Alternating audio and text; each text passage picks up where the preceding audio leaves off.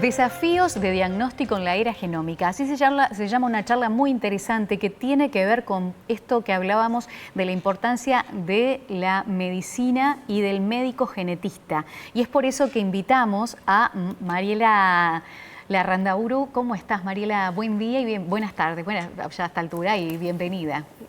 Buenas tardes para todos. Realmente para mí es un honor y un placer estar con ustedes acá, que nos conocemos desde hace bastante tiempo, y agradecemos este espacio para poder hablar de estos temas que importan, ocupan y preocupan. Sí, Mariela, presidenta de la Federación Internacional de Sociedades de Genética Humana, ese rol que te lleva por el mundo a vivir experiencias que también tienen que ver con esto de las enfermedades raras, que es un tema muy angustiante para los que lo transitan y lo viven, pero también para saber que todos podemos acceder a un diagnóstico desde el momento del nacimiento, ¿no? De qué puede llegar a afectarnos.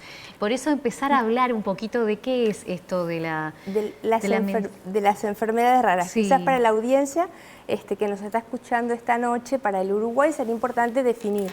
Las enfermedades raras se definen simplemente por un tema de número. Uruguay hace muchos años ya que aceptó que uno cada 2.000 personas que tengan una enfermedad tienen una enfermedad rara, ¿verdad? Estas enfermedades sabemos que el 80% son de origen genético, el resto, 20%, son de causa ambiental, pueden ser por causas inmunitarias. Y también recordar que varios cánceres, o sea, la patología oncológica, también puede ser rara. 1 de cada 5 cánceres es raro. O sea que en realidad, en forma individual, sí, son raras, también se llaman poco frecuentes, o huérfanas también, por el tema de los medicamentos, que no hay mucha medicación para tratarlas, pero en conjunto son sin duda un problema de la salud pública.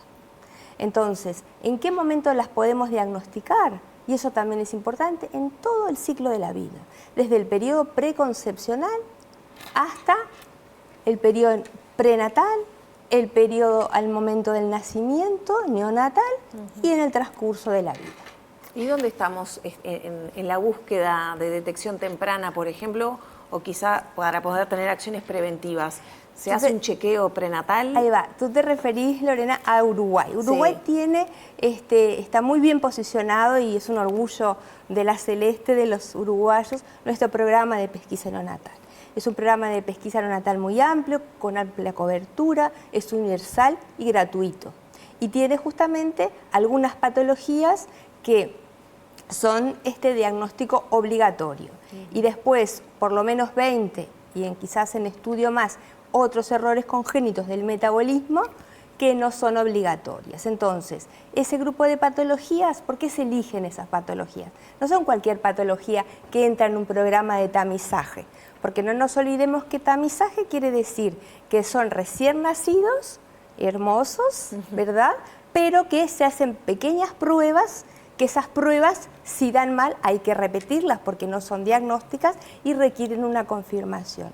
Y una vez que esa confirmación ocurre, hay formas de tratarlas y curarlas. No es que si tiene la enfermedad, por ejemplo, vamos a dar ejemplo, hipotiroidismo congénito o fenilcetonuria, se les va a ir la enfermedad. No, pero las vamos a tratar con hormona tiroidea o con, digamos, leches especiales al momento del principio de la vida. Entonces, esa es lo que hace la diferencia para el bebé y para la familia, porque si esas patologías no se tratan, causan retardo mental. Claro. Entonces, esa es la diferencia. En el mundo estamos en 2026, ¿no? Entonces, en el mundo ya hay programas a nivel de genómica masivos, hay varios, para detectar alteraciones a nivel de genes en los recién nacidos y de sus familias. Hay varios, digamos, protocolos que están en funcionamiento en Estados Unidos, en España, para detectar afecciones específicamente más asintomáticas, ¿no? Bueno, ese es un punto, la medicina genómica, lo que vos decís, eso del estudio del ADN y poder detectar o hacer un diagnóstico personalizado. ¿Cómo estamos en Uruguay? Yo decía, médica genetista. ¿Eso uno tiene acceso en cualquier sociedad médica? Bueno, hoy por hoy, de verdad, la mayoría de las sociedades médicas tienen incluido el médico genetista, en mayor o menor medida dar esa respuesta, la pueden dar, sí. no está incluida en la canasta básica de prestaciones, pero en los hechos las mutualistas dan esa respuesta a los pacientes. En algunos casos hay médico genetista incluido en su planilla, digamos, de trabajadores, y en los otros las instituciones resuelven el tema de alguna manera y dan la consulta con genetista. O si no, las personas terminan haciendo una consulta particular con genetista. Entonces, ¿cuántos genetistas tenemos en Uruguay? Tenemos genetistas diplomados, ¿verdad? Porque el título lo otorga el Departamento de Genética de la Facultad de Medicina, 16 más o menos. La Organización Mundial de la Salud dice que debería haber un genetista cada 100.000 personas, o sea que en realidad el número nuestro no llega a la cifra de la Organización Mundial de la Salud, pero comparados con otros países, como por ejemplo México, que hay un genetista cada medio millón de habitantes, nosotros tenemos un genetista cada 200.000, 250.000 habitantes. O sea, desde ese lugar estamos mejor. Pero lo importante, y creo que agradecemos el espacio, es justamente ese tema de información. Porque si bien es importante que los pacientes lleguen al médico genetista, es muy importante que haya alfabetización y concientización en relación a la medicina genética y la medicina genómica en todas las áreas de las ciencias de la salud. Los médicos con todas sus especialidades, pero también los fonoaudiólogos, los psicólogos, los psicomotricistas, porque eso realmente hace la diferencia. Porque un diagnóstico a tiempo transforma la vida de los pacientes y de sus familias. ¿Y en qué caso se recomendaría acceder a un médico genómico? En el caso de que haya síntomas y bueno, justamente no se pueda determinar qué enfermedad es. A ver, Lorena, mira, el asunto es el siguiente. A veces las asociaciones de padres, yo entiendo de que cada patología no hay una información, los médicos no tienen conocimiento de cada una de las patologías, eso es verdad, pero el médico que sí sabe de las patologías en general son los médicos genetistas y Uruguay los tiene. O sea que tenemos médicos especialistas para tratar enfermedades raras. Eso por un lado. Por otro lado, a veces uno puede hacer un asesoramiento preconcepcional, por ejemplo, una pareja quiere embarazarse y hay hoy por hoy metodologías genómicas para detectar los genes de cada uno de la pareja y si algunos genes son comunes pueden producir enfermedades que para que la audiencia entienda se llaman enfermedades recesivas, como la fenilcetonuria, por ejemplo, que necesitamos el gen de la mamá, el gen del papá. Y eso ocurre más o menos en el 25% de los casos. Si ya tuvieron un hijo afectado, pueden volver a tener otro hijo. Entonces, en realidad es una forma de desmistificar y lo que tenemos es que romper esta barrera de tener ese conocimiento. Porque el conocimiento de la medicina genética o medicina genómica, como está hoy más quizás de moda decir esa palabra, tiene que ir desde el pregrado, desde la secundaria. O sea, tenemos que empezar a atravesar este conocimiento del ADN, que hago un paréntesis, hace pocos días atrás se conmemoró un cuarto de siglo del primer borrador del genoma humano. El genoma humano, sí. Entonces, bueno, ya estamos en el 2026 y realmente la medicina genómica transforma la vida. ¿Se acuerdan lo que pasó con el COVID? No hace tantos años.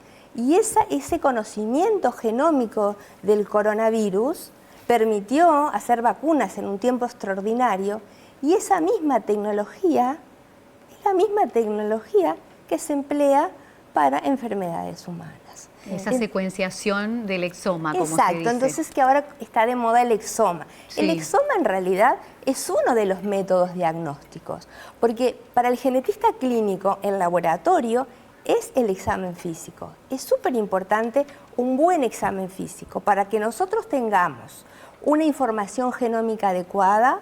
Nosotros requerimos que sea evaluado por una persona especializada para que pueda extraer de la historia clínica y de sus características físicas la mayor cantidad de información disponible, que esa se codifica y después se va a interrogar el exoma, se le va a interrogar a los genes, a ver si encontramos una enfermedad. Por eso el rol del médico genetista es clave. Mientras tanto, ¿cuál es la situación en Uruguay? Estábamos preparando la nota con Laura, un trabajo que hizo el Instituto Pasteur de Montevideo, que da cuenta de situaciones complicadas, ¿no? Muchas familias, lo mínimo que se espera son 2 años y medio para acceder a un diagnóstico y otras tantas muchos años más. Exacto. Demoran. El 46% de las familias terminan endeudadas, por lo que significa tener un hijo o un pariente en esta situación. Muchas veces uno de los padres, más que nada la madre, tiene que dejar su trabajo para poder acompañar además todo el proceso médico del hijo. ¿Cómo estamos? Bueno, primero quiero decir que en realidad me quedo muy contenta que haya salido publicado ese trabajo. De hecho, me invitaron cuando surge este proyecto en la ANI, fui una de las personas que, digamos, que dio para adelante el desarrollo de este proyecto. Necesitamos mucha investigación porque eso es lo que nos permite es tener datos sólidos, si bien no fueron muchas entrevistas, pero fueron las que se pudieron obtener y es la información que tenemos del país. En relación a ese número se llama Odisea Diagnóstica, hasta hace poco eran 10 años, después se cambió para 5, la mitad, y Uruguay más o menos un poquito más de la mitad tiene 2 años y medio. Igual 2 años y medio es mucho tiempo, ¿verdad?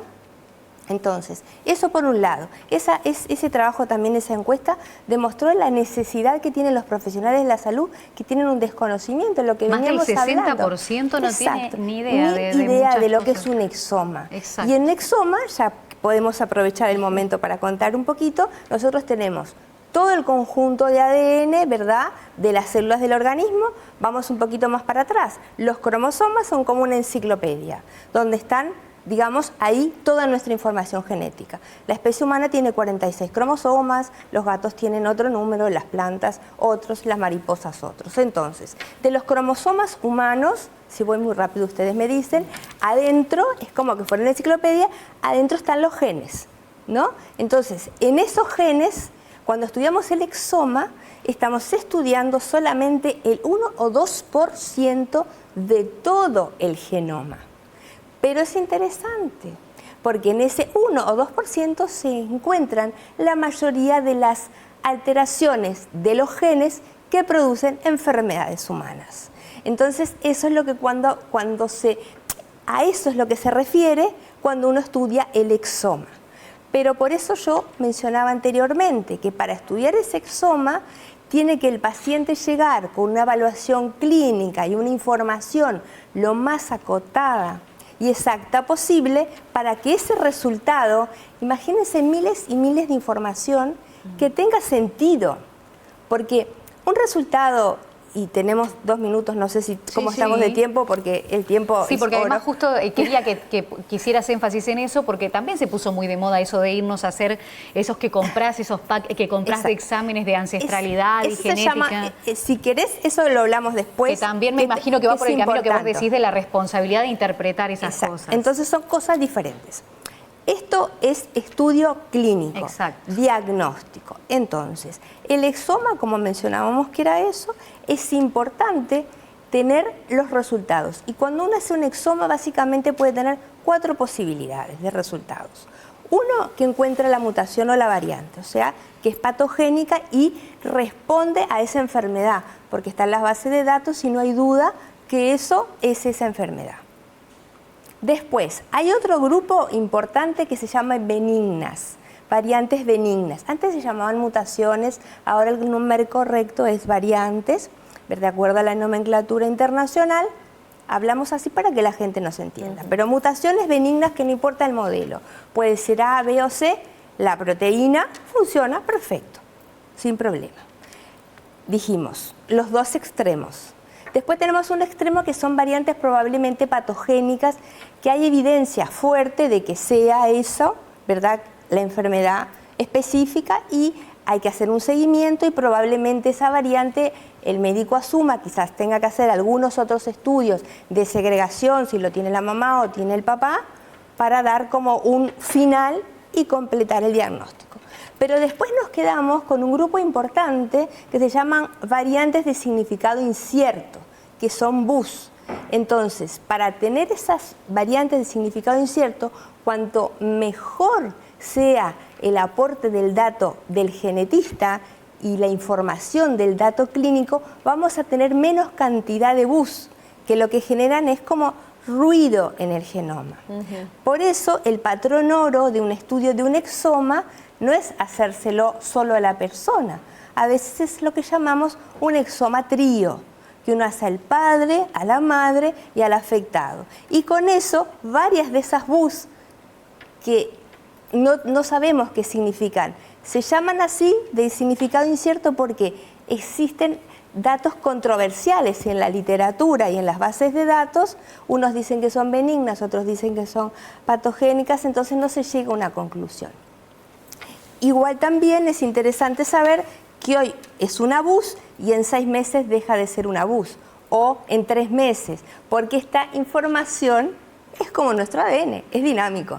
Entonces, por eso hay que estar permanentemente estudiando y actualizándose. Como lo que surgió, me decías de una visita en España, que allí surgieron, por ejemplo, 2 enfermedades raras. Exacto. Esto realmente fue algo maravilloso, que tuvimos la oportunidad de participar en octubre en el primer hackathon iberoamericano de enfermedades raras. Entonces, éramos más de 100 profesionales relacionados con genética, y ahí estaban médicos genetistas, diferentes especialidades relacionadas con la genética, bioinformáticos, bioquímicos, biólogos, todos trabajando al mismo tiempo y de una forma conjunta, con bases de datos, con todo el panorama de estudios genéticos, porque nosotros recién nombramos el exoma, pero podemos hacer el genoma, como el coronavirus. Dijimos que eso era solamente el 2%, y los genes tienen una parte que codifica y otra parte que antes se creía que era silenciosa, que son los centrones. Y hoy por hoy se sabe que los no codificantes, codificantes están, muchas enfermedades tienen por ese lado. O sea que el panorama es extraordinariamente interesante y muy desafiador. Y diríamos que la conclusión más importante es que esto realmente requiere un trabajo colaborativo. Acá los egos tienen que quedar de lado y tienen que trabajar en el bien del paciente, porque ese es nuestro objetivo, es poner la genética y la genómica al servicio de las personas, de todas y en todas las edades. Sí. Eso del ego que decís del profesional, que le cuesta decir yo hasta acá llegué, esto no sé, pero también la decisión de políticas públicas, porque esto para muchos es inaccesible. Sí, en realidad los costos, obviamente, es como toda la tecnología, han ido notoriamente disminuyendo desde lo que costó la secuenciación 25 años atrás del primer genoma humano ahora, han ido realmente disminuyendo, pero finalmente el sistema de salud termina siendo economía. Y eso es lo que es importante. Y lo más novedoso, que también aprovechamos a invitar a la audiencia, mañana, que vamos a hablar de las novedades de la última resolución de la Asamblea Mundial de la Salud, de ver esto como como un panorama global y dar esa respuesta global con un plan a largo plazo.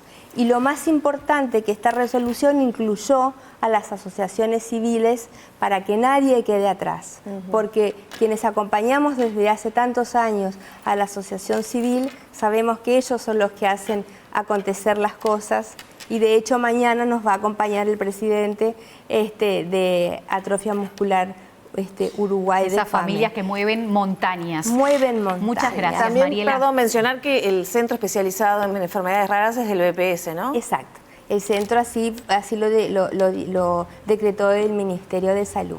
Y bueno, y dejarle simplemente a toda la audiencia una expresión y un pensamiento personal, pero creo que es así, que cuando hoy hablamos de medicina y hablamos de genética y genómica, tenemos necesariamente que hablar de medicina genómica, que es el presente y el futuro de la salud. Muchas gracias, Mariela. A ustedes. Mariela Larrandaburu, ella es, primero hablábamos, médica genetista que tiene autoridad para hablar de esto, pero además es la presidenta de la Federación Internacional de Sociedades de Genética Humana, así que está representando a nuestro país en el mundo.